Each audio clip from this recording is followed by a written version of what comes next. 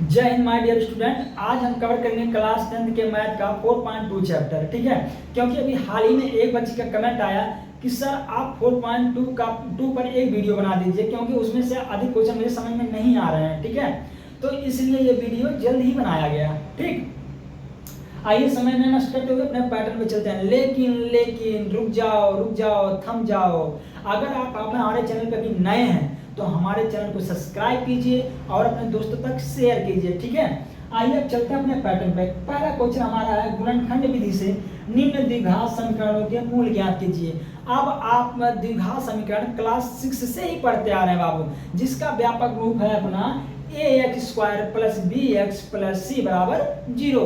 इसी के व्यापक रूप से अपना ये क्वेश्चन बनाया गया है। ठीक है, अब इसमें कुछ चीजें आप समझ लीजिए क्या चीजें होती हैं। देखिए, द्विघात समीकरण में लाला कहता है अपना कि first step and last step, यानी फर्स्ट एंड एंड। ठीक है ना, यानी फर्स्ट का और लास्ट का किसी भी तरीके से गुणा कराओ तो हमको लास्ट में ये मिलना चाहिए बाबू 10, किसी भी संख्या से कराओ। ठीक, और अगर उन दोनों संख्याओं का अगर हम अपना जोड़ या घटाना करते हैं, यानी उसको जोड़ने या घटाने पर हमको मिलना चाहिए 3 और गुणा करने पर हमको मिलना चाहिए 10।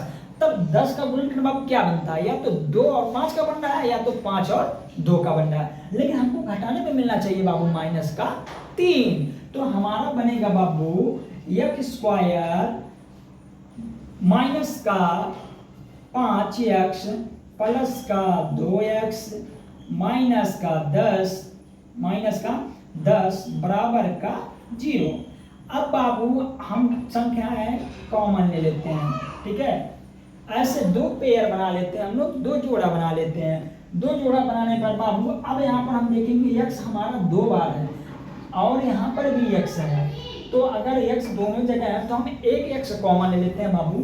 अगर हम एक x कॉमन लेते हैं तो यहाँ पर हमारा बचेगा क्या? x - 5। और यहाँ पर बाबू हम प्लस कर लेंगे क्या बाबू, क्योंकि प्लस है तो प्लस का चिन्ह लगाएंगे। हम देखेंगे कि अगर हम यहाँ पर 2 है तो इसमें भी 10 में भी 2 है, गुणनखंड बनना मेरा 2 × 5 = 10। तो हम 2 को ले लेते हैं बाबू कॉमन और यहाँ पर लिखेंगे x - 5 बराबर का 0। इतना समझ में आया कंसेप्ट। अब आगे चलते हैं। अब बाबू क्या करते हैं, ये संख्याएं और ये संख्या, यानी एक पद ये दोनों पद मेरे समान दिख रहे हैं। तो एक बार इसको हम लिख लेते हैं बाबू x - 5। अब ये जो अपना आया है, ठीक है, जो बाहर पर दिख रहे हैं, एक बार इसको लिख लेते हैं x + 2। ठीक, ये मेरा आ गया बराबर का 0। ठीक है ना, अब देखेंगे ये मेरा तो आ गया। अब हमको मूल ज्ञात करना ना, क्योंकि द्विघात समीकरणों का यहाँ लिखा गया है कि द्विघात समीकरणों के मूल ज्ञात कीजिए। अब हमको मूल ज्ञात करना, तो आइए ज्ञात कर लेते हैं मूल। ठीक है ना, मूल ज्ञात करना बाबू इसका, तो हम एक बार लिखेंगे x - 5 बराबर का 0। अब बाबू जब इधर -5 है तो हम हल करेंगे क्या?